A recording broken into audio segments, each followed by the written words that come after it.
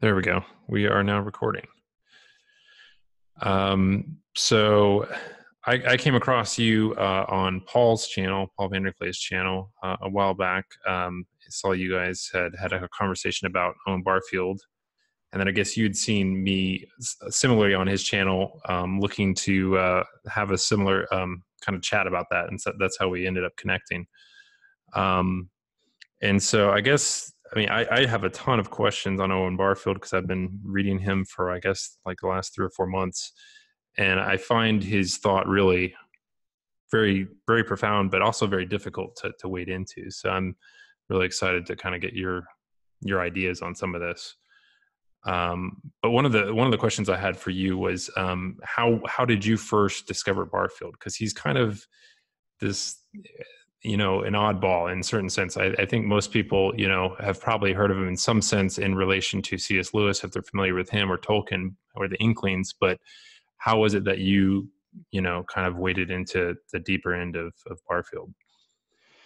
There were a couple of routes, actually, and neither of them originally were Christian, although that's what I've written about now. One was I did a PhD on Plato, and the whole time I was doing this PhD, I just had this sense that I wasn't quite getting to what Plato was really driving at. And my PhD was about a lot of it had to do with the settings of Plato's dialogues. So quite often in a Platonic dialogue, there'll be the description of a festival that's going on, or there'll be two people meeting in the street, and there'll be a whole kind of thing going on about the conversation about the conversation, and you wonder what's this all about, or Plato will go for a walk with someone, and they'll have to find the right place to have their conversation, in the woods or in the city. And my external examiner for the PhD, she just sort of basically said that these are just extraneous details that you just remove and get to the heart of the argument. And I just felt like that wasn't right. I mean, Plato's no fool. He's not going to put a load of stuff in unless it all means something. I think, he's like Shakespeare, or indeed, like the Bible, where every detail can be made to do some work. Then someone said to me, you need to read Owen Barfield. After I'd done the PhD, so I got the PhD with this kind of nagging thing still. And in particular, one of his books called Saving the Appearances, he has a whole section in there on how people can read Plato, and as he puts it, even write books about him and still not have understood what he's going on about. And the reason is because his consciousness is so significantly different from ours, and words that he uses have such different meaning now that you can just kind of completely miss it, sort of walk right by. So an obvious example is the word theory, which now means a kind of testable proposition. I have a theory like Newton's second law of motion, and I put it to the test and see if it stacks up. Whereas I think in Plato's time, theory still very much had the older connotations, which was a journey that you underwent in order that your worldview might be changed. So it was much more experiential, much more participative, to use Barfield's expression. And it was only when I started to, as Barford puts it, unthink what I thought I knew about Plato and approach the dialogues in a different way, that they kind of began to open up. And I felt I was much closer to what might have originally been going on, which was essentially a transformation of sight, of perception, rather than dotting I's and crossing logical T's. So that was one route. And then the other route was equally sort of unexpected. I've been quite a fan for a long time of an evolutionary biologist based in Cambridge called Simon Conway Morris. And I've always found him very interesting because in debates about evolution, he's neither a full-on kind of Richard Dawkins reductionist, but he, on the other hand, very much believes that Darwinian evolution is telling us something absolutely crucial about ourselves. And in fact, his work has been celebrated. His work, particularly on a fossil resource called the Burgess Shale, was how he made his name.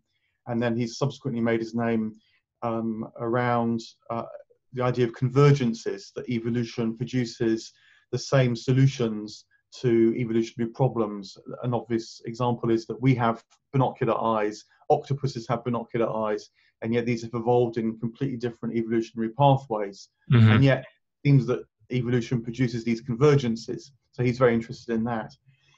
And a couple of talks where I heard him speak, to come back to Owen Barfield, he'd said the evolution of language is a massive problem for evolution, because the thing about a language is that it has to sort of arrive more or less fully formed, because it's a mode of communication. It's not just otherwise it's not useful. Getting my idea and you getting your idea, you know, because they've got to connect. Yeah. Grammar and all the rest of it. And he said, I've been reading Owen Barfield and think he has clues. And so that also put me onto Barfield. And I think broadly, Barfield's idea is that rather than language evolving kind of from grunts and sort of pointing and all that, that language is a kind of rarefied form of music, which we share with whales and birds. And that the source of that music is a sense of the participation and flow of life as a whole. So it's like a kind of a particular way of being immersed in life. So it comes out of life rather than being somehow bolted onto life, which the standard ideas about the evolution of language try to put together and don't really. So those two routes. And then I also have this background in Christianity. I was born and raised Christian. I became a clergyman in the Church of England. That fell apart for various reasons. I went through various kinds of struggles and so on. And it was only really with Barfield that I felt I could really own a historian account of the meaning of Christianity. So that was very transformative for me as well. How long ago was it that you first discovered Barfield? Maybe I started trying to read him about a decade ago, something like that. Mm-hmm. And as you say, he's not immediately transparent. In a way, there were two things that made a difference. I tried reading his sort of bigger books to start with and got bits and bobs, but didn't quite know how it all added together. But then I discovered he's done quite a lot of essays, and sort of shorter journalistic articles of his are now quite widely available online. And they were like threads that I could pull and try and stitch it all together. And but then when I wrote my book, using Barfield's ideas, then I kind of really wrestled with it all over again, because I tried to look at the biblical scholarship as well to see whether his ideas actually can be made to stack up, because quite a lot has happened in biblical scholarship in the last 20 or 30 years since he died. So sort of putting it all together was part of the task too. So when your book comes out in the fall, is that correct?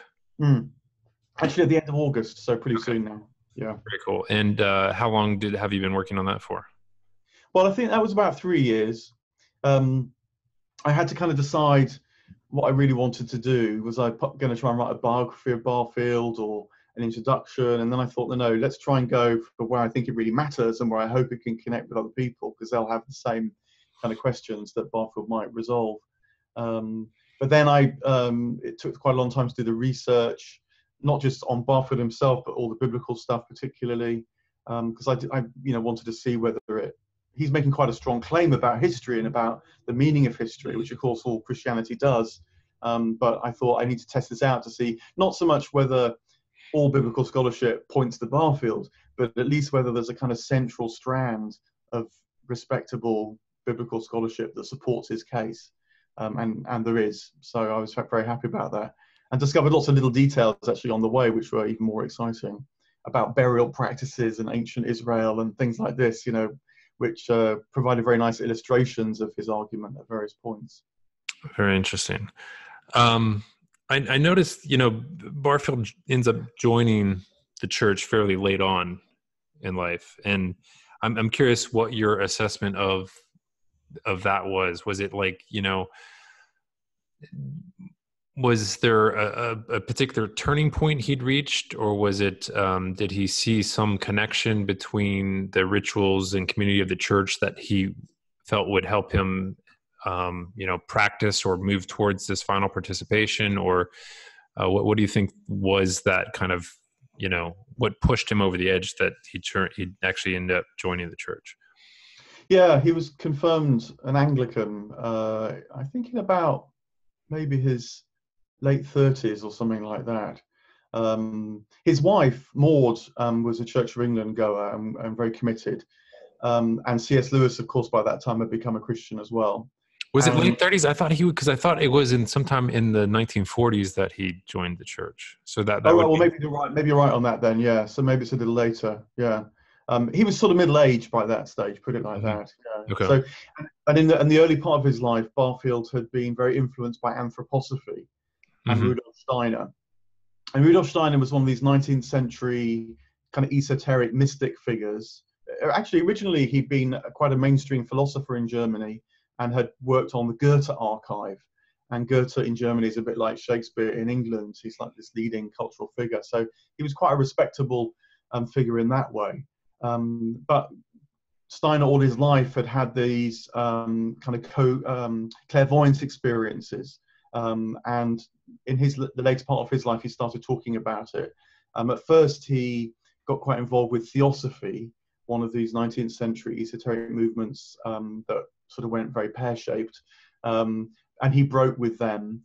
And partly he broke with them because Steiner's, he started having visions of Jesus, actually, and started to have a very keen understanding of Christianity himself, and realized that, as he called it, the mystery of Golgotha was some kind of turning point for human consciousness. And so he became very much more specifically Christian, but always with heterodox kind of extra beliefs. So he believed in reincarnation, for example, as well, which clearly isn't part of mainstream Christianity at all. And he also, I think, felt that Christianity needs to move into a different kind of phase than it had done in the modern world. So I think he felt that in the modern world, Christianity had become rather to this worldly. Certainly institutional forms had got very involved with modern culture and society and often doing very good things, but had lost touch with what Steiner called the spiritual science, which was getting to know spiritual worlds. Having the eyes that see and the ears that hear, as Jesus put it, the more mystical side that had got rather lost at the Reformation. Barfield found that in his own way, he felt he discovered the kinds of things Steiner had already spoken about. Barfield does it in less esoteric ways. He does it through tracking language and the way words change meaning, but comes up with a sense that Christ is pivotal in the evolution of human consciousness too. And so he was always very, I think, sort of glad of Steiner, because it sort of, although Steiner has these more way out speculations as well, he felt that Steiner supported his view, and so was involved with anthroposophy and writing about anthroposophy. I think Steiner was very committed to anthroposophy, but he also kept a slight distance. He didn't really ever meet Steiner. There's talk that they might have been in the same room at one point, but they never actually met.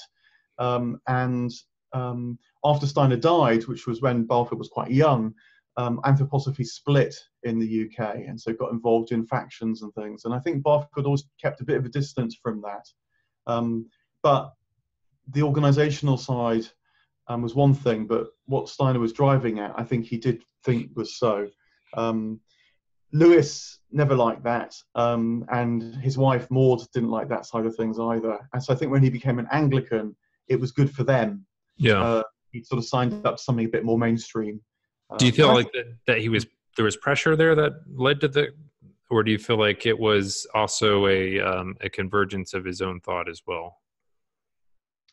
Yeah, I think it was genuine. I think that there had been long arguments even with Lewis and probably his wife. That's less well known just because it was more private, but certainly with Lewis about Steiner. I mean, there's the one time Lewis mentions Steiner in his own writings, which is in The Abolition of Man, where he makes some remark like, "I've heard that even Dr. Steiner might be onto something."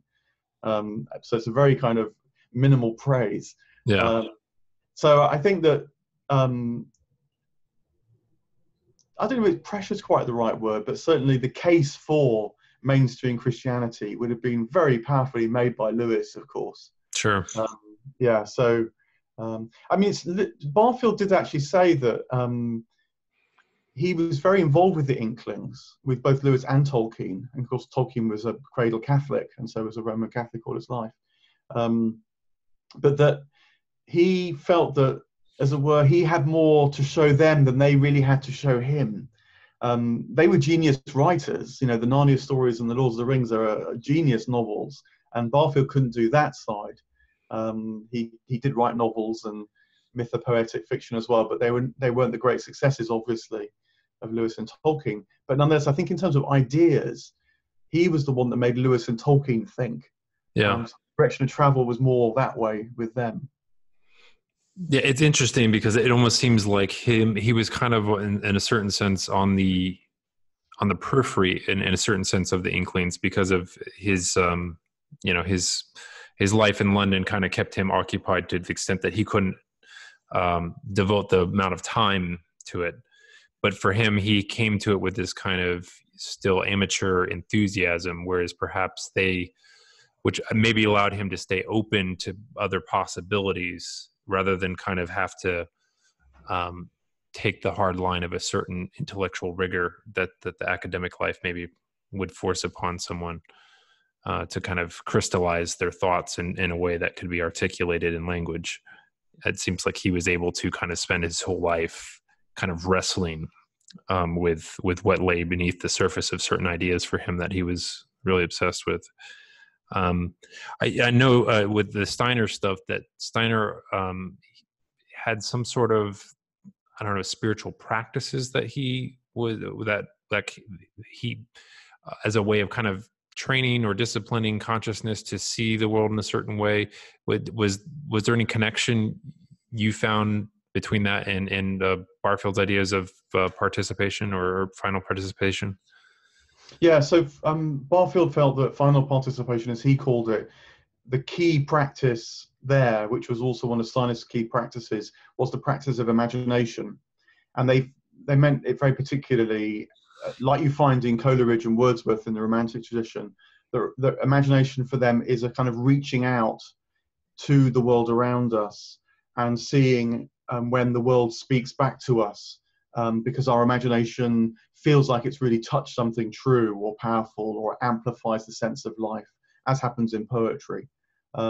So imagination is the way that we can recover something more deeply interfused, as Wordsworth put it, which is to say the sense of the inner life of the world around us and, of course, of God as well. And imagination was key for both Steiner and Barfield because it was something that we actively did, that our agency and, as you say, training was involved with it. So it has the advantage that it keeps our individuality fully engaged. It's something which we deliberately choose to do and involves our free will, and so becomes part of our freedom. Whereas Barfield and Steiner argue that under original participation in the ancient world, things like fate and so on were what people experienced. So the task wasn't how to be free, the task was how to kind of navigate these flows of meaning. So that's the sort of advantage of living now, if you like, with individuality, that we have a freedom that ancient peoples didn't enjoy. But it's also the freedom to be lost, to be alienated, Yeah. to be atheistic and so on as well. So I guess, I mean, I haven't read his whole body of work, but I'm curious, was there any spiritual practices that Barfield lines out as what he saw, or was there anything from his private letters that you saw that he practiced himself that kind of he felt like was it just an engagement with art, or was there rituals in religious practice or anything of that nature that he felt like that he connected as a way towards pointing that way? Yeah, I mean, Steiner actually outlines sort of modes of meditation, which are nowadays actually not that unusual. Their meditation is quite similar, actually. It's basically a sort of stilling of your own mind in order that you can become more aware of what else is going on. You're not just preoccupied with your own personal concerns all the time. And I guess Barfield did do that. There's letters that he had, exchanges he had particularly with Saul Bellow, the novelist. And Saul Bellow kept writing back to Barfield and says, I've been doing this practice, and how does it work? It doesn't seem to make much difference. And Barfield kept saying, no, look, keep at it. It reveals its fruits. And that practice was a meditation of sorts. Yeah, a sort of meditation, a kind of attention, training the quality of attention. Would And you again, be to would you note, be focusing on your surrounding, or would you be kind of focusing on your inner quality of life, or like you were saying, like more like a Buddhist kind of inward focus? Or I think that there would be some inward focus, but there was also always this expectation that the world, the cosmos, living world would speak back to you if you know how to listen to it. So it wasn't just an interior thing in that way. Goethe famously has this way of trying to see the potential in things as well as what's actually before you. So it's kind of seeing the life potential in the world around. Steiner had this clairvoyance. I think he just sort of saw things that you or I, unless you're clairvoyant, might just have a vague intimation or no intimation at all without the practice. I think Barfield had to do the practice. Where he got onto it more directly was in reading poetry, was in the arts. And when he had this very depressive period when he was in his early 20s, really pretty serious. I don't know if he was quite suicidal, but it was pretty serious. And then he realized that when he read poetry, if he didn't ask what the poetry meant, but just let the words themselves have a kind of effect on him, that was enlivening, that was invigorating. And so I think that using poetry to open up felt experiences of the world around, and then letting those felt experiences speak to you, was really a really important practice to him. Again, other people have noticed that about poetry. A really famous example actually is John Stuart Mill, the British philosopher, who similarly had a very depressive period in his late teens, and again almost was contemplating suicide, and then discovered Wordsworth and realized there was a whole emotional side to life that was quite as valid as the rational sides to life, quite as lively and full of its own kind of truths. So it's that sort of sense of things, yeah. And then he links that with Christianity. I think, Jesus's, repeated call, have you got the eyes to see, have you got the ears to hear, this sense that what he was really driving at was a different kingdom that's here, but you've got to see it.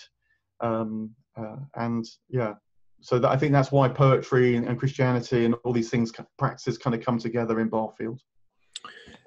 Did he ever, I'm curious because, my first introduction into Barfield was that book on the Great War between C.S. Lewis. I figured that would be a good place to enter because I've read a lot of C.S. Lewis, so I felt like Barfield in the conversation between them would spark more into life by having a reference point in Lewis. But that book was actually kind of difficult to read just because of it's very philosophical, and it's also being filtered through a third party person as well. But it did, the idea of the imagination as a truth-bearing faculty I found incredibly interesting. And I'm curious what because a lot of times I don't recall any of the books I've read with Barfield where he will specifically say beauty, but he will certainly make reference to the aesthetic. And I'm curious what role beauty has this connection to his idea of truth and the imagination. Yeah, well, I think beauty is broadly a guide that when you're trying to navigate towards that which you don't yet know, and maybe even only have the vaguest kind of intuition of, to ask yourself, am I pointing in a direction that seems to intensify the beauty, the aesthetic properties? That's going to be a guide in the right direction. It's a broadly Platonic idea. Beauty is the promise of happiness, as it's sometimes put, but it's the sort. It keeps you on the way whilst you're on the way. So I think, yeah, that's certainly part of it. Another side I think is that to discern in imagination between mere fantasy, which we all do all day and we're quite good at, and when our fantasy becomes imagination proper, which is to say it has this truth-bearing quality, it carries something back to us. So I don't know, a play, like a play by Shakespeare or anyone else, which in a way is a product of fantasy, but when it seems to tell you truths about human nature, you can say it's become imagination that's speaking back to you. It's that kind of distinction that Barfield worked as well. Yeah, there's Dostoevsky has this line that's kind of a throwaway line, beauty will save the world, that Solzhenitsyn later remarks on as kind of like that potentially, like, truth, beauty, and the good are kind of like these things that grow together, and like that for whatever reason our analytical minds have kind of trimmed the other trees, but somehow beauty is going to the same place, and that there's this, I guess the way I conceptualize it is there's this sense in beauty where it's I've heard beauty described oftentimes in terms of data processing is much of what we find beautiful is that which reduces cognitive load. And one of the things that does that is when there's a connection between the parts and the whole, so that it's like there's a self similarity. So there's like, it's almost like a pattern that repeats itself that starts at the grand scale and moves its way into the nooks and crannies in a way that you can conceive of the whole in a certain, I kind of almost look at it as a sort of, I don't know, as a data compression of sorts, where we're able, it's like a rule or a diagnostic that allows us to look beyond what we could analytically compute. Like we couldn't do the math of the whole thing, but somehow there's this property where we can see that the parts relate to the whole in a way that that says something of, I don't know what it is, but something of its goodness or rightness, Yeah, I mean, so the theological kind of correlate of that would be that the many relate to the one God. The particular manifestations, which are multiple and various, are somehow all reflections of the oneness of the divine, and that as our will and our knowledge and our perception and our desire, these various facets of us, as they come into more alignment, things simplify. You see things more clearly, in more depth, with more sort of steadiness and so on, and that is an indicator of coming closer to the divine life, where everything is seen completely, sort of clearly and in unity, everything working in a kind of harmony. And so unity, harmony, these are aesthetic qualities as well. And so hence, the idea is that following the aesthetic line, you may make mistakes, but ultimately you can't go wrong. Mm-hmm. Did Barfield see that there was something in consciousness that had its foundation in the divine? Yeah, so he very much sees this evolution of consciousness as being U-shaped. So it's broadly a Neoplatonic vision that was very influential in early Christianity as well. That, as it were, the original divine one, part of its properties is excessiveness. It's full of love, full of beauty, full of joy, and that inevitably overflows. And in the overflowing, creation is born out of that. But as creation is born, that also, this excessiveness has the byproduct of moving away from the divine to some degree as well. So it becomes a bit distant from the divine. And so hence we in creation, whilst we're a product of divine love, also find ourselves to be a bit separate from divine love. And so our calling, as it were, is to return to the divine by bringing the divine within us, so that we, as it were, have that divine excess within us, and it takes us back to God. So that sort of U shape was how Barfield saw it. I mean, he was very much like William Blake and other mystics here that sort of thought you don't get something out of nothing. So if there wasn't consciousness to begin with, you can't somehow magic it into existence. Or if there wasn't love and truth and beauty to begin with, it doesn't sort of pop out of the void. Mm-hmm. So again, that's quite an ancient Greek tradition as well. You can't get something out of nothing, but you do get this movement across creation because of the very nature of the sort of divine excess. I'm curious, did Barfield have any ever interaction or reaction? Because I know he started lecturing in the U.S. or the American universities fairly late in his life. Did he ever have any reaction to the postmodernism that was starting to come into the fore then? Because it seems like there's some overlap in terms of like their critiques of the scientific modernist version of truth that the postmodern is making as well. Did he? But perhaps you're going different places with it. Did he have any comment on that? Yeah, that's right. So he came to the US after Lewis died, actually, which I think was 1963, if I remember that date right. And first of all, to talk about C.S. Lewis, because people wanted to hear about Lewis. But then his own ideas started to be known as well. And he got various appointments at universities in the US, which he never got in this country, in the UK. And so actually the precursors to postmodernism, post-structuralism, had already been around in Lewis's lifetime. And Lewis and Tolkien had been involved in battles at Oxford University about literature and post-structuralist readings of literature, or structuralist and post-structuralist, I should say, readings of literature, trying to fight for a more realist understanding of literature, and they didn't win battles there. But Barfield was very informed by all that as well, and he did feel that he makes these comments about how, for example, the more that we understand about the world or about literature or about our minds, cognition, there's a strange fact that the more we seem alienated from the world, from literature, from our minds and cognition. And he thought that's the postmodern malaise, that it can sort of, as it were, drill down, play, discover. Did he ever express ways, but in a way that leaves us feeling disconnected? Yes. Yeah. Did he ever express any explicit sympathy for their points of view, or at least like what their premise was? I don't know off the top of my head. I think the word postmodern itself.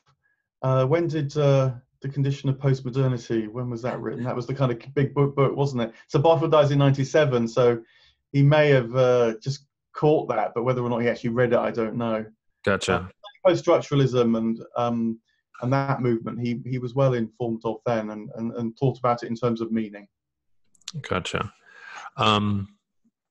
Obviously, like for Barfield, like language is this kind of thing that he really has this interesting relationship with, that where he sees things about it in a depth to it that is certainly missing in our current context.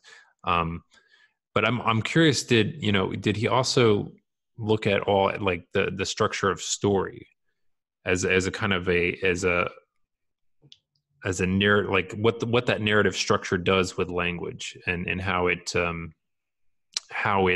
because I found this is something I thought about recently. People always say, a picture is worth 1,000 words. But then what's funny is then though, say like a very, well done novel, we struggle to represent with thousands of moving images, right? Like in millions worth of dollars worth of production.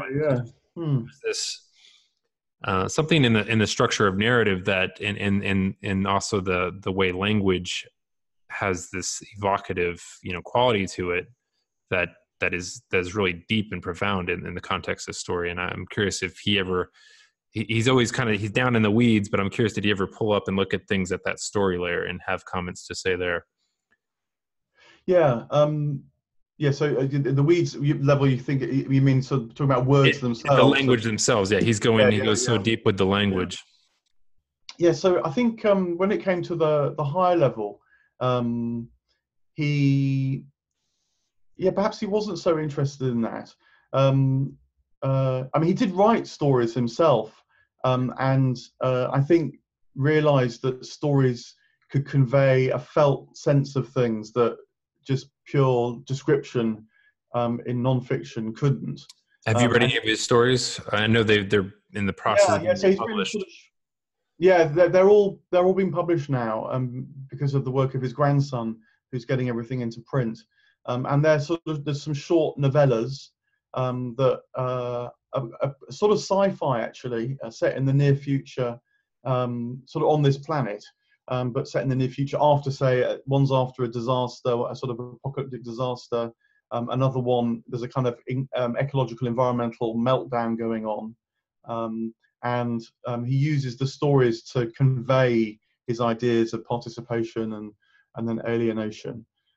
He also wrote semi-autobiographical stories. He wrote about they're quite, well, one's a sort of dialogue where a bunch of thinkers get together over a weekend and debate various issues, from, you know, like an atheistic position, a post-structuralist position, or the structuralist, I should say, structuralist position, and then a Barfieldian sort of Steinerian position, and so on. But they don't quite have the finesse, certainly of Tolkien, you know, for whom you just feel the story is the whole thing. I mean, you know, people debate this about Lewis. I always feel I can sort of see what Lewis is driving at. I mean, Lewis's stories. So to me, they're not quite so successful. But I think that Tolkien and Barfield, so Tolkien's notion of subcreation, the idea that we have the creative capacity to form new worlds, which Tolkien did in The Lord of the Rings, that was deeply influenced by Barfield's ideas. And so, yeah, maybe indirectly through subcreation, there's something about what Barfield would have thought on that. Gotcha. Was Barfield? I thought I'd run across somewhere where he was mentioned in conjunction with Alan Watts. Were they close? Did they have a friendship? I don't know if they ever met, but certainly Watts would cite Barfield on occasion, and in particular, Watts is one of his best-known books, the book on the taboo against knowing who you really are. Normally just shortened to the book. Watts cites Barfield in that. I think what he got from Barfield was the sense of participation, and that it's having this immersive experience of connection with life is the key thing. What he didn't take from Barfield, so far as I know, is the evolutionary side to that. I think Watts was a much more timeless truths kind of perennial philosopher, that all the traditions are driving at the same thing timelessly. Whereas Barfield said, no, that there's actually an evolution across different religious and wisdom traditions. Yeah, I'm curious what do you think Barfield would think of the informational age we're in today, where, you know, because there's points in his writings where he seems to say that this kind of the scientific dogma that has kind of taken over can actually can be a part or a step along the path towards eventually reaching final participation if we take it to its kind of logical conclusion. I guess maybe would he see this kind of the world we live in today with this informational complexity as taking it to its logical conclusion, you think? Yeah, I think he thought it was risky, you know, right. But talking about story, actually, one thing he did say about story is that comedies, in the old sense of stories with good endings, like Dante's Divine Comedy, are truer stories than tragedies. So they were optimistic. Interesting. Because they did think it was about a return to the divine, but that's always. Where do you think we were at in that you? At the bottom, you know, at the kind of turning point. Yeah. I mean, it's a bit of a cyclical notion, so that can happen in an individual life as well as in a culture. Sure. But he certainly felt that we're somewhere at the turning point. He thought the Romantics, you know, were the beginning of a kind of seeding a turning point at the beginning of the modern period, when scientific materialism starts to get going. I found it very interesting, his comments on how the Hebrew Bible, specifically the Old Testament, was this sharp deviation away from original participation, and that he saw that as a kind of almost necessity that they inculcate that separation from participation as a way to avoid going after the idols of all the other surrounding cultures who for them saw this deep connection to these images because of their way of seeing the world. And so that the Jewish mind was, in some sense, or those who remained Jewish and didn't get folded up, like you could say, it almost was this selective process, because if you remained a Jew, you had to kind of have this separation from that way of living that gets distilled into what we have now in the Hebrew scripture. I found that really interesting because, you know, I would have, I don't know, for whatever reason, I would have thought that he would have linked the Hebrew scriptures back to original participation itself, but he sees it as this sharp deviation from it. I don't know. Did you find that interesting as well? Yeah, I mean, certainly in my book, and this is partly the Old Testament research which I did, the Deuteronomic reform particularly, where, you know, really smashing the idols becomes an absolute imperative. It's not just like, you know, live with a few idols like there were in Solomon's temple, but, you know, make sure you've got your focus more or less on Yahweh. No, by the time of the Deuteronomic reform, it really is Yahweh alone. And then the idea, the truly monotheistic idea that there is only one God too, starts to appear. And I mean, I've thought about it in this sense that I think there was this old revelation of Yahweh, that Yahweh was somehow I am. It's in the name, but that people didn't really, the ancient Hebrews couldn't really appreciate that until they had a very powerful sense of their own I amness. Mm-hmm. You know, you can only really appreciate the oneness of God when you've got some sense of the integrity of yourself to mirror that oneness. And whereas in older times, say, you know, the times of the patriarchs, when there's much more sense of other gods, and also, you know, the gods are in the land, you know, they're in the mountains and the rivers as much as in the heavens, and that's a much more pantheistic experience of the world around you and also of yourself. That you too were kind of scattered and were listening to things from without. You know, so when Abraham goes up Mount Horeb with Isaac, it's when the angel appears that he doesn't slay Isaac. And I think that story is remembered because it was a time when what to do, as it were, came from the outside in rather than from the inside out. You know, we look at that story now and think he hasn't got a conscience, and in a way he hasn't, because he's living from the outside in. So you have to smash the idols, go through the trauma of all that, feel the lostness, the alienation, the sense of, but what do you mean? You know, the gods are all around. But the upside is that you're forced in on yourself, and that intensifies your interiority. And then with that depth and deepening inside yourself, it becomes possible to see something that's truly transcendent, which is the monotheistic God. That wasn't really perceivable before, say, the 5th century, 6th century BC in ancient Israel.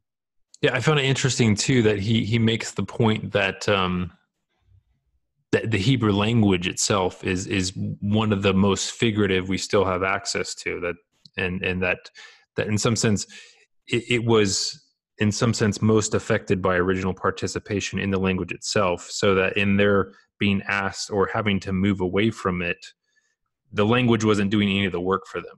So in some sense, they had to internalize some sort of individualness or some internal frame of mind to turn away from that participation or whatever, as a way to, again, not be ensnared in that in the idols that surrounded them, which is very interesting. So it's almost like he gave them an uphill slog.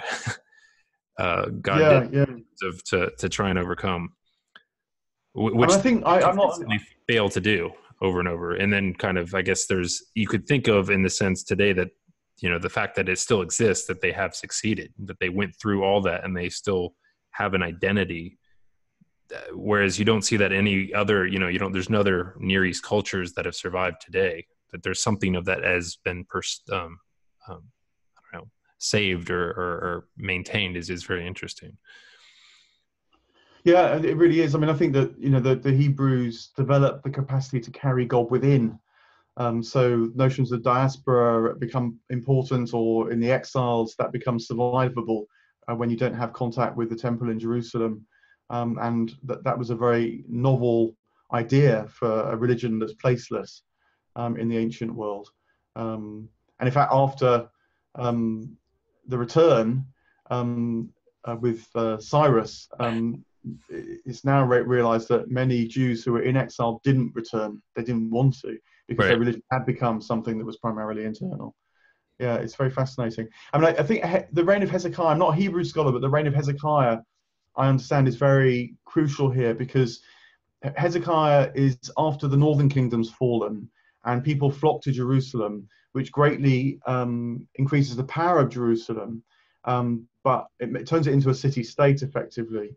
And in order to sort of maintain control and exercise authority, Hezekiah too deepens the use of the Hebrew language. But rather than it being this thing which sort of is felt to breathe through you, this is what I've read, as in older forms of Hebrew, it becomes a kind of world unto itself. And so I think you structure the grammar in a different way, you tighten up the way it's written and so on. So it becomes something more consistent within itself.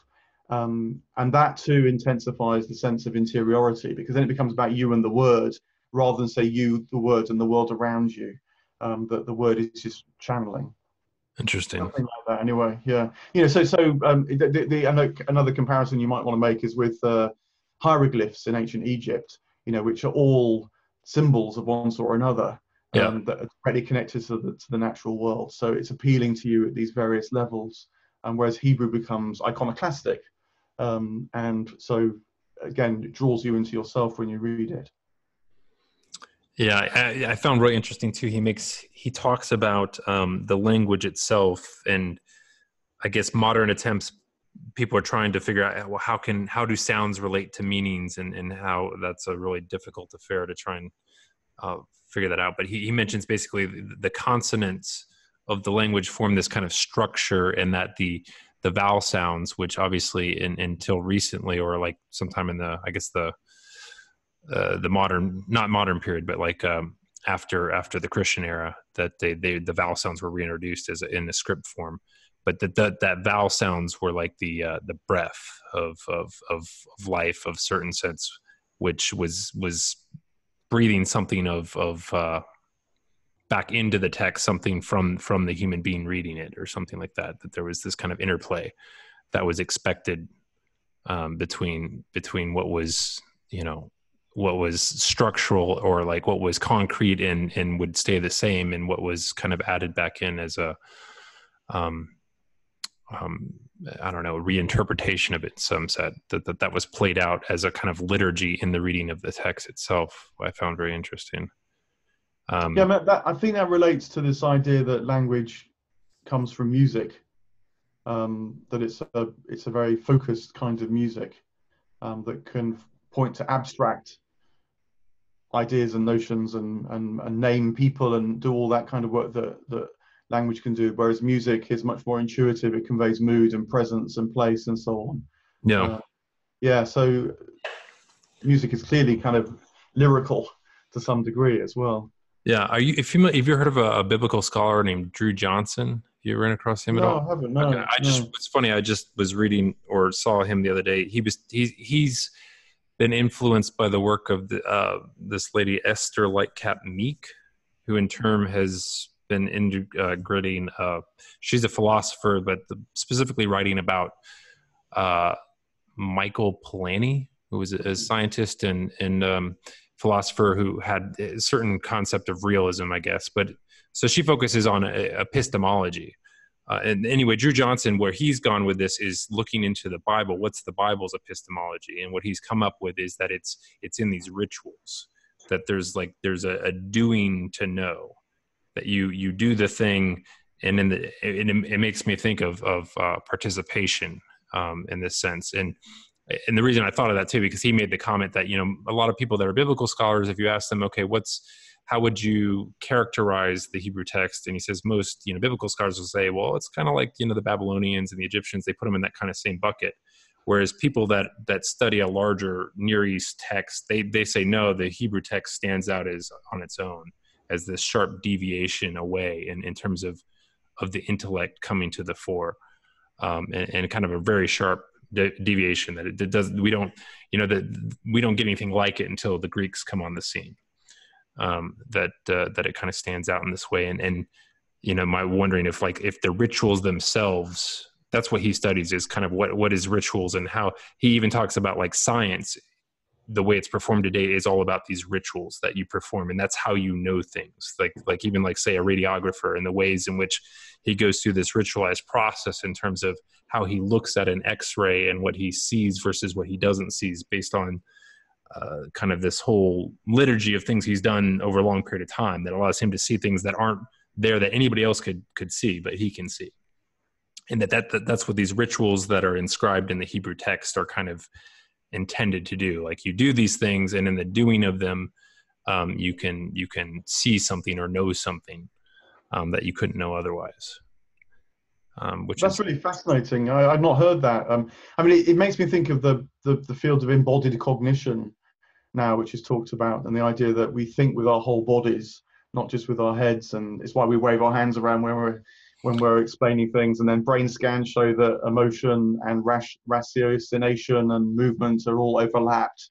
The network all overlaps. Esther, like me, the guy Drew Johnson I said was influenced by, she kind of has that embodied, that we use our bodies to know things. That and her one of her books is called Loving to Know, and there's a sense in which like the kind of the basis of that is that all knowing is personal. That there's this intercommunication of flowing back and forth between the knower and the known that is like a communion of sorts that is never ending. It's like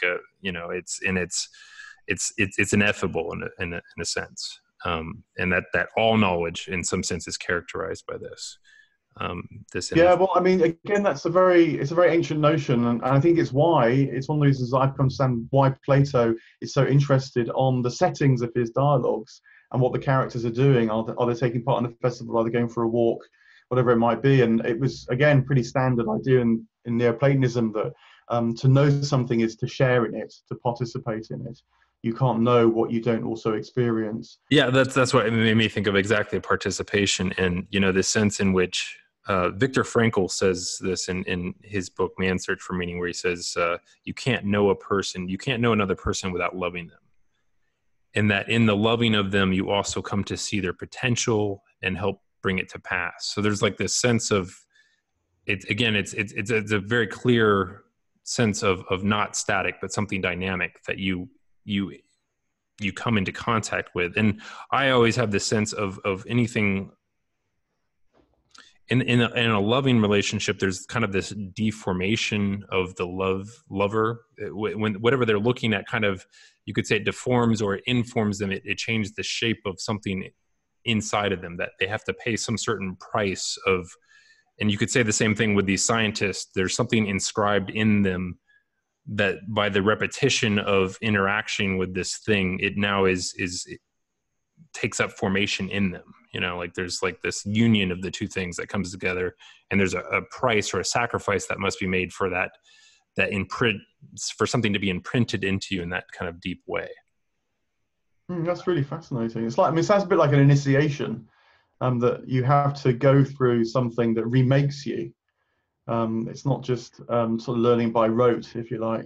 It's something that you do change in order to do. I did a physics degree. That was my first degree, and I realized I wasn't a physicist, because I think, in retrospect, I never really, in a way, I enjoyed it, but I never loved it in that sense of wanting to have communion with it. Mm-hmm. I never felt maths was a language I could speak.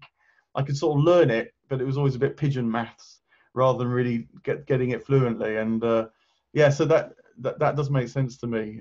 There's a difference between studying physics and being a physicist, for sure. Yeah, there's something of there's this extra depth you see, right? Instead of seeing it as something static, there's something about it that comes. There's a life. And the question is the life there, or is it coming, or in some sense, are you bringing it to bear on the thing? Which is interesting to think of. When I was a lot younger, I felt like I was very good for some reason, whatever the subject was, in school, I could kind of, I guess I could contrive to have that sense of life to most things. Like, and it didn't matter what the subject was. I had, as I've gotten older, I certainly lost that, which is that sort of beginner's mind, or you must become as infants. That kind of notion, I think, because you're prepared to let everything resonate with you as if for the first time, to feel it afresh, something like that. Yeah, I know we're getting to the end of our hour. Do you have to go right away? No, I'm all right. I mean, I have to go by say half an hour's time, but I'm all right for the minute. Okay, great. Have you ever read the book Zen and the Art of the Motorcycle Maintenance? You read that? Yeah.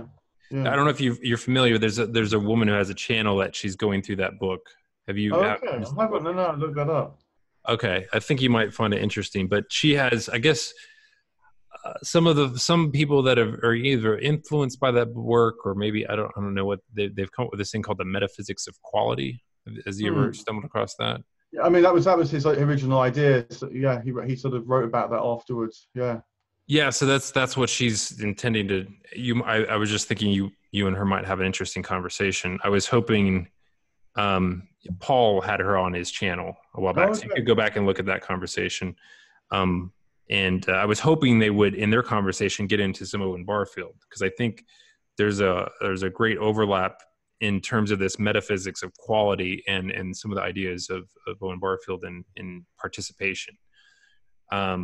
And I guess the idea of the metaphysics of quality is again, it's trying in the book. Of course, he kind of sees this kind of analytical knife that gets born in the Greek mind. That's this kind of, he sees it as kind of this pervasive evil in a certain sense, that it just cuts and it produces the alienation, right? That Barfield is noticing as well in our scientific dogma, and the metaphysics of quality is kind of, I guess, this recognition of that there's something innate in us as humans where we can, even if it's ineffable and we can't articulate it, we can recognize good or quality when we see it. And I guess the idea of quality is the sense of what is good isn't static. It's something dynamic, and that there's levels to it that we can kind of recognize and, learn to distinguish between as we kind of progress in terms of our understanding of what is true and good.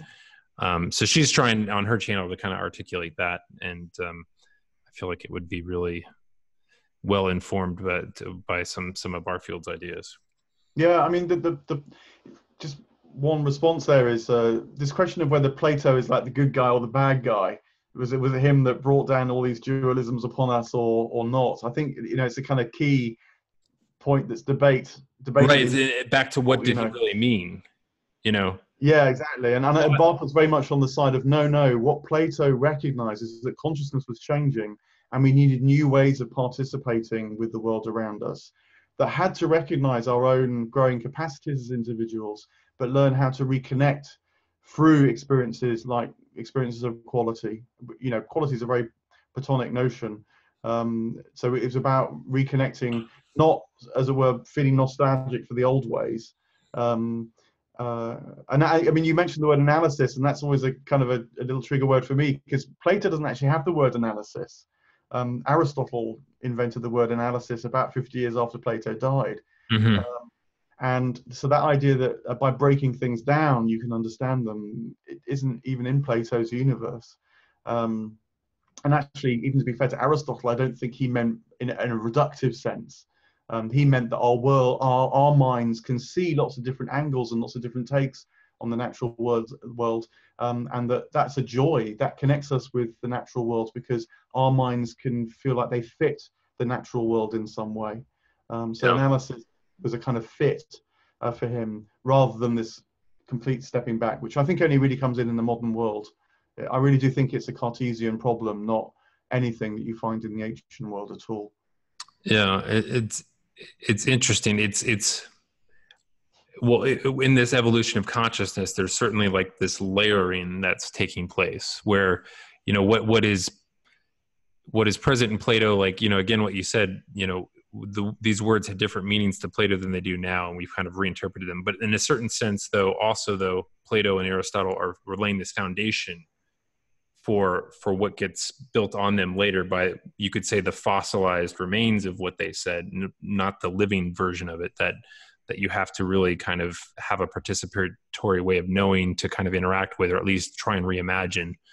While you were saying that, made me also think of like the scholastics, like Thomas Aquinas, which I was interested to see in Saving the Appearances, that how Barfield holds up Thomas Aquinas as an example of the living participation that still existed in that time.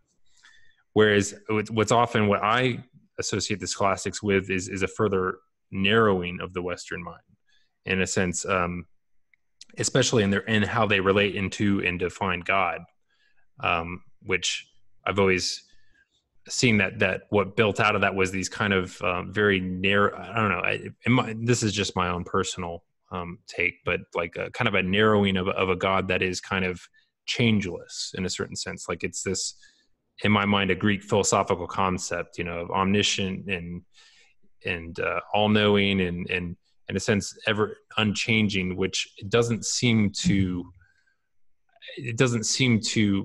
have the complexity that I think it should to represent the world we see. There's just something narrow in that. It's simplistic, and I feel like perhaps Thomas Aquinas didn't mean it in that sense. Maybe there was a more living quality to his definitions, but that other people took them up later, and we have these kind of narrow, Western Protestant views of what God are that for me, like one of the big ones is like both the humility and the potential suffering of God seem to be discarded because God can't pay any price because he's in a sense removed from things to such an extent that he can experience suffering in the ways that we do. And I think there's something about that seems just very off to me. Yeah, I mean, certainly in the Thomistic world, there is this movement, neo-Thomism, which has tried to, recover the living sense of Thomas's writings in a more participative way, I think, as opposed to that kind of heavy rationalist scholasticism. And my sense of it is that, well, I think for Thomas, reason is always in the service of intuition. So it's about trying to discern that which is more than just a rational putting together. And really the culprit in the scholastic world is William of Ockham, who comes up with what became known as nominalism. And one of the things that William of Ockham says, for example, is that thoughts in your head can be the creations of your own mind. That's just something that Thomas Aquinas would never have said, I don't think. Mm-hmm. That in your head are always a reflection or a participation in the divine thought, in the divine mind. But with William of Ockham, you begin to get this sense that things can be cut off for we humans, and that unfolds into full-blown nominalism, and then makes the modern world possible when someone like Francis Bacon comes along and says what Plato called ideas. He explicitly says this, actually. Francis Bacon said what Plato called ideas, by which Plato meant the kind of living intelligences that we participate with and share our world with. What in popular Christianity were the angels, the powers and principalities. That's what Plato's talking about when he talks about ideas. Francis Bacon says no, they're going to become laws, which just kind of objectively describe the way things work. They've got no vitality, no inner life. They're what we use to, as it were, control the world around us. And he deliberately makes that break, drawing on nominalist ideas. So it's got the story key figures, I think, have got lost in the narrative that you often hear. Mm-hmm. I think in Christianity, because of what their followers end up doing with their works, because they take a distilled version of them further forward in this evolution of consciousness. Well, do you know, I even wonder whether it's a bit more proximate than that, because like when I did theology, it was a phase in the 1980s when Jesus the Jew was really heavily emphasized. And I came to the conclusion that it was a sort of a reaction to Christian anti-Semitism, that it was like a post-war phenomena where Christianity realized its guilt in the anti-Semitism of Europe. Mm-hmm. And so emphasized the Jewishness of Jesus, which is true, of course, in one way, but it also tended to do that by saying Christianity wasn't Greek. And so all sorts of myths started to be spread about Plato, that Plato was against the body, that he hated this life, he was anti-incarnational and so on, which were a sort of byproduct of trying to recover or deal with Christianity's anti-Semitism. Mm-hmm.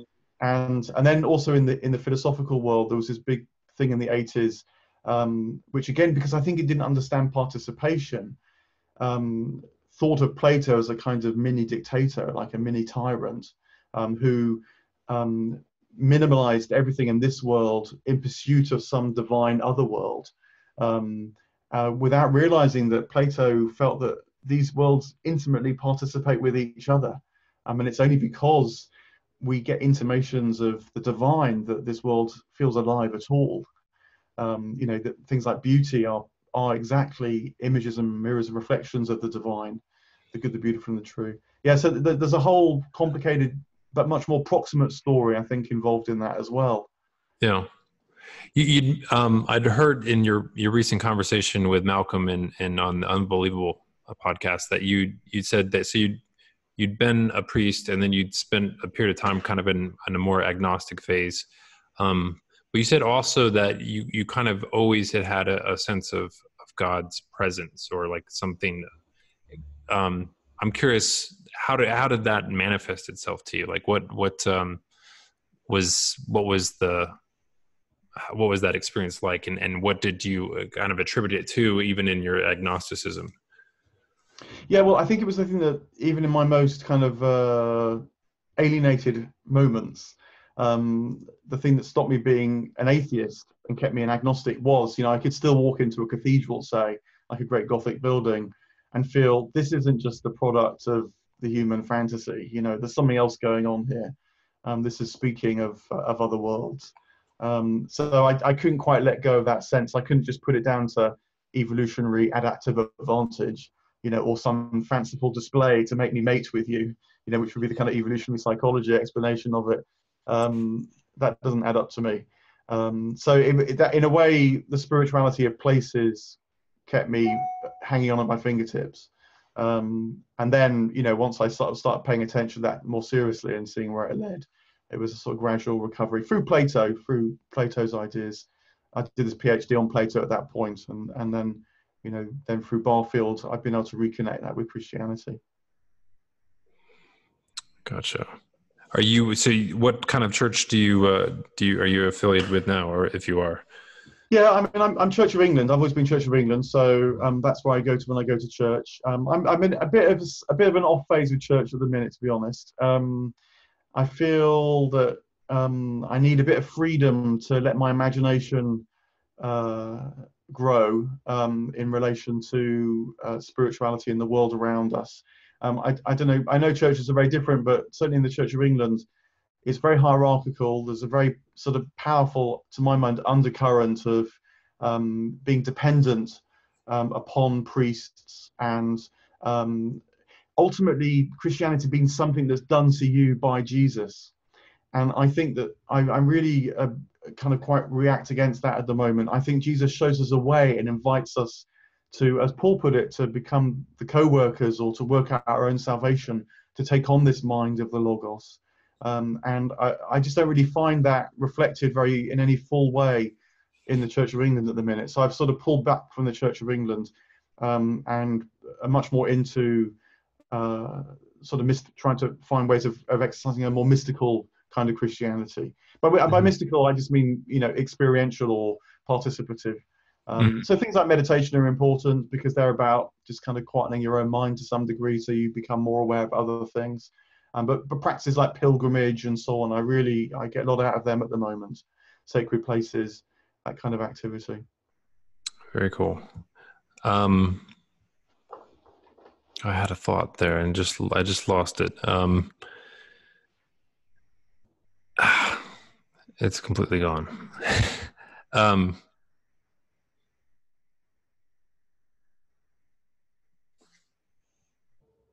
It'll probably return. Yeah, I'm sure it will. I'm somewhere in the mind of God, it'll fall back down.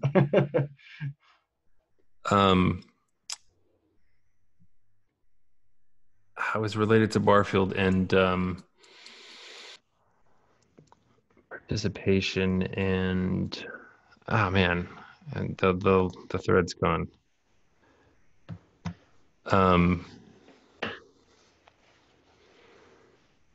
Do you have any questions you have for me, by any chance?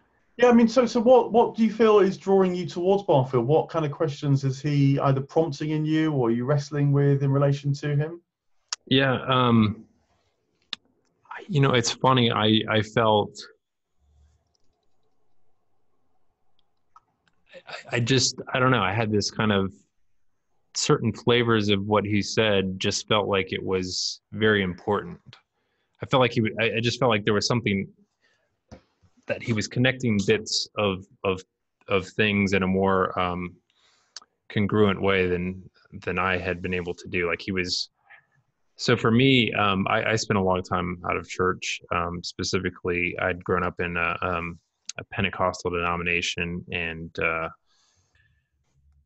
always had a very hard time embracing that. Like it was just, because I could always, it's just a, it's so contrary to like modern life, right?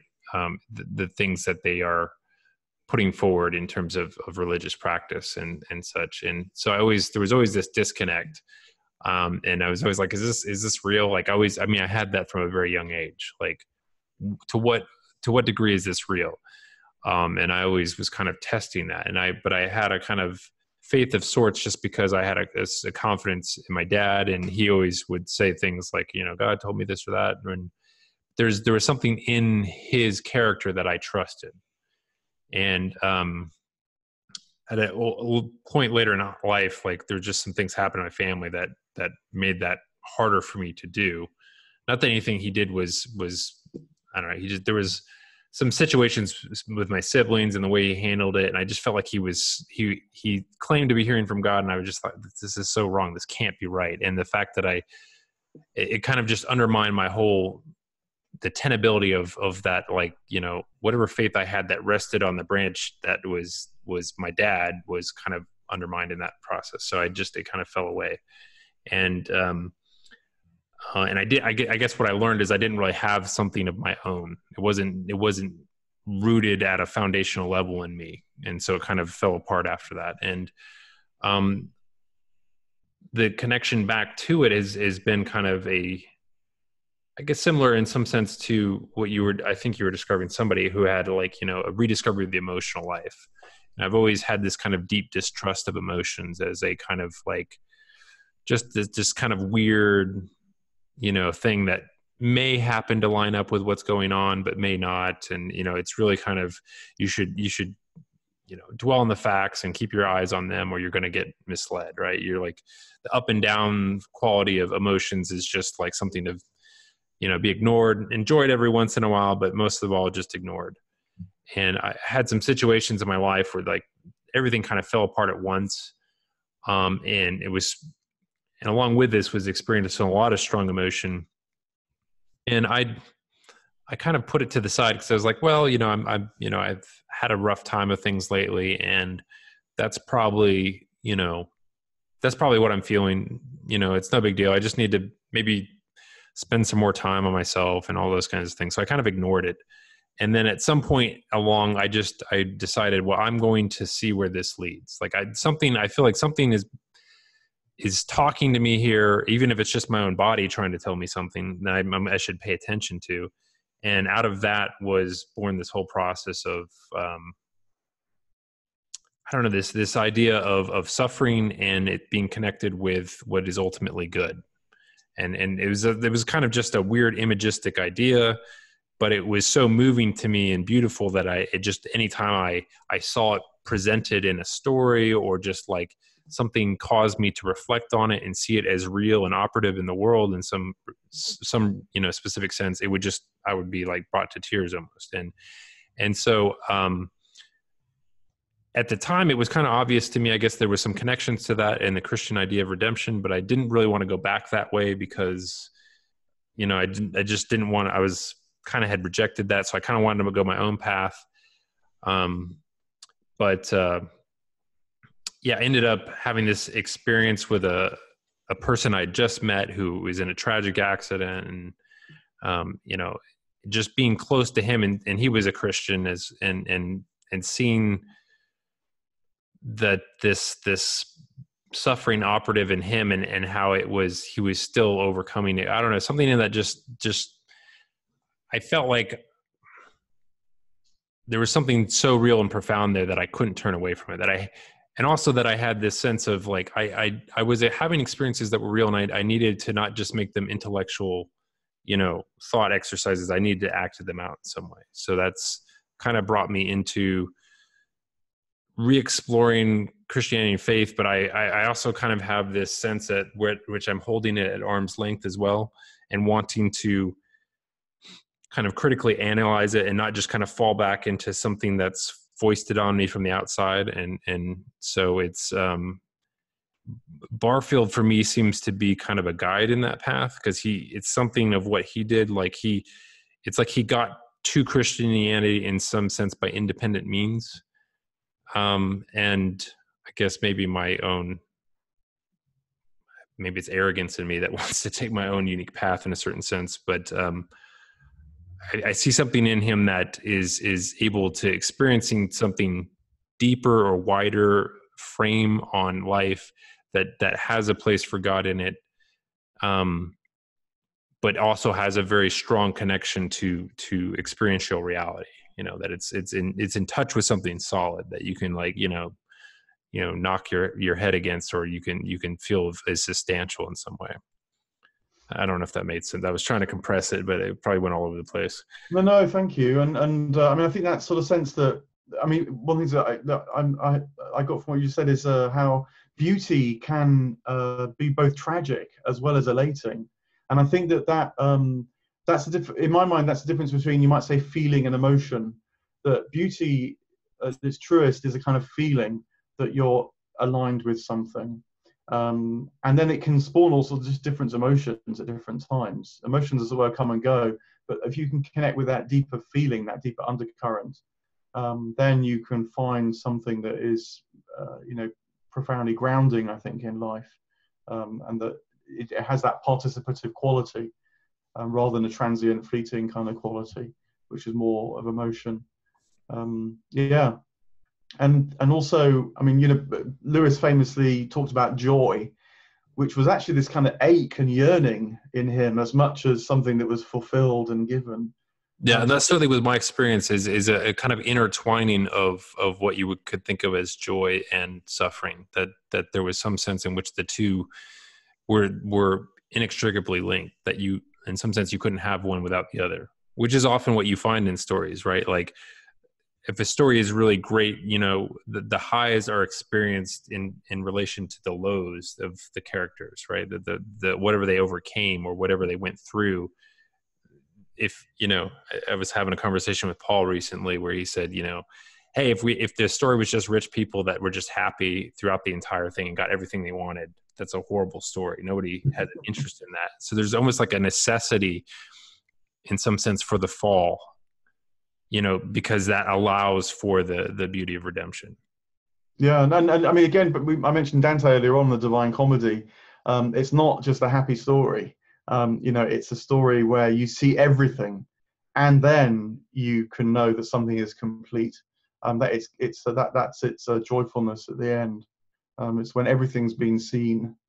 I'm sure that's really profound and important.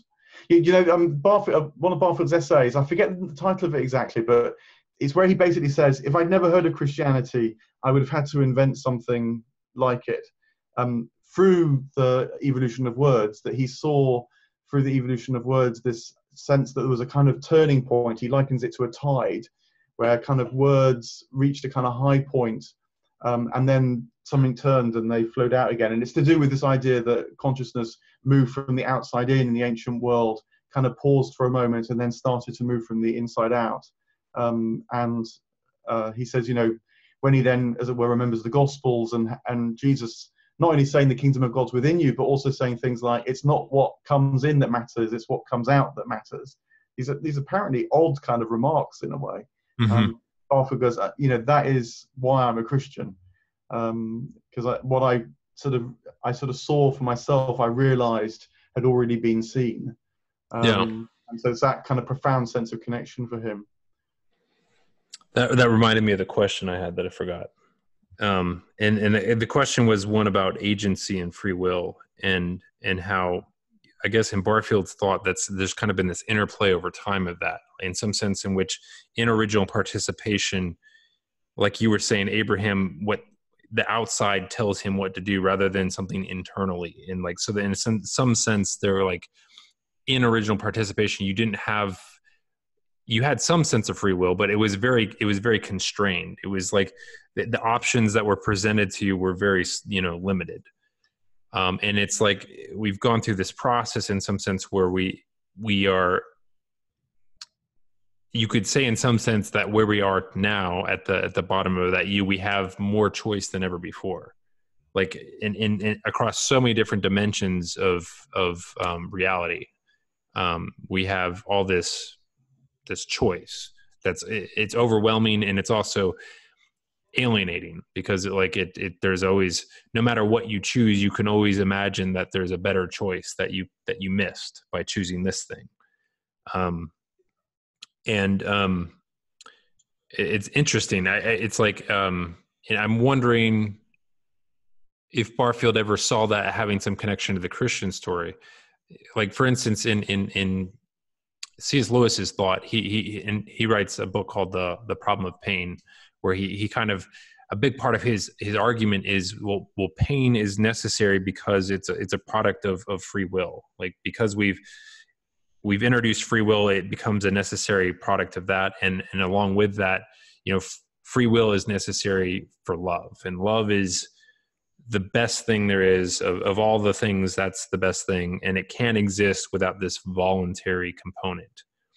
And I'm curious, if Barfield ever saw a connection between this heightening of free will, or this agency, this ability to choose, and the ability to be returned or choose back to God, I guess, in some way, in terms of final participation. Yeah, it's never Barfield's style to do that kind of rational apologetics like Lewis does. But nonetheless, I think there are parallels, and probably a way that Barfield might have described it is, again, he would have seen it through the mystical traditions, and he does do that, actually, now I think of it, in Saving the Appearances, where he talks about the tradition that said, oh, happy fall, that, as it were, what happened in the Garden of Eden. That was his words, oh, happy fall, or is that we quoting somebody? Yeah, no, he's quoting somebody. It's like an ancient mystical sort of notion. Right. Someone in the early Christian period talked about oh, happy fall. I think it's in Augustine. Don't quote me on that, but I think it is in Augustine, maybe before. So it's this idea that that Eden too was part of the divine wisdom, and for Barfield, the way he interpreted that is that it's with the fall that we get our individuality.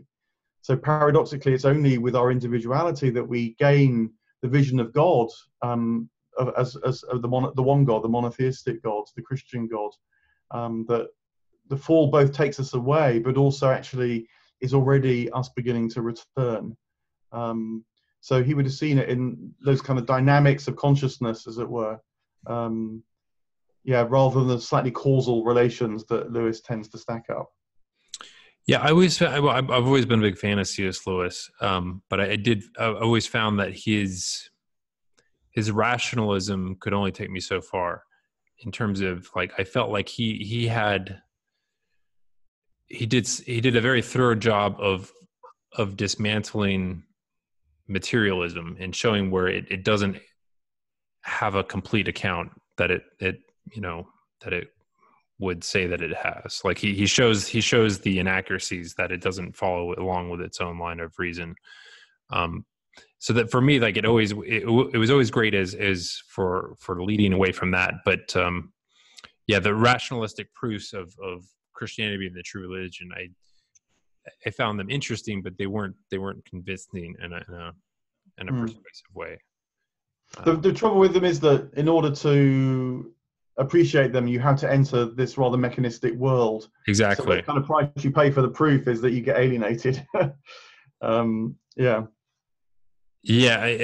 always felt like he maintained that kind of, he was like obviously the thing he was best at in some sense was doing these, rational, clean lines of thought. Like, he constructed things in a very elegant way, it just wasn't persuasive in my opinion. I always felt like it got me to the edge of something, but I felt like I needed to go on my own to go further. Yeah, I mean, I think, reason, this would be a Barfield point, that reason is useful when it points beyond itself, not when it tries to wrap everything up itself.